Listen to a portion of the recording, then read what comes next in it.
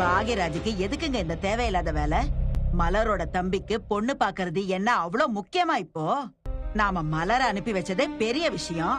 இதுல இவன் வேற கூட போயிருக்கான். அண்ணன் ஏன் அப்படி எல்லாம் பண்ணுது? பொண்டாட்டி வீட்டு ஆளுங்க மேல அவ்வளவு அக்கறை. வேற என்னத்த சொல்றது?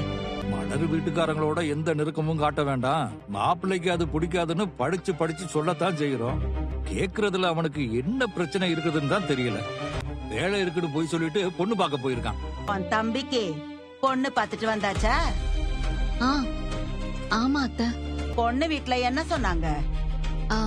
பேசிட்டு சொல்றேன்னு சொல்லிருக்காங்க. நீ என்ன மலர் கூட வர்ற? நானும் மலர் கூட பொண்ணு பார்க்க போயிருந்தோம்மா. நீ எதுக்கு போன? நாங்க தான் நீ அதுக்கெல்லாம் போக கூடாதுன்னு சொன்னோம்ல.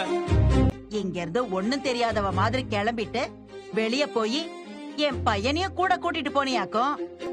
பா, பெரிய ஆளுதான் நீ. எனக்கு தான் யாருமே நீங்க எதுவுமே சொல்லலையே. மாப்பிள்ளை என்ன நினைப்பாரு? இவ வீட்டு ஆளுங்களதான் மாப்பிள்ளைக்கு பிடிக்கவே பிடிக்காதே. நீ பாட்டுக்கு இவ தம்பிக்கு பொண்ணு பார்க்க போனா அது மாப்பிள்ளைய அசிங்கப்படுத்துற மாதிரி இல்லையா?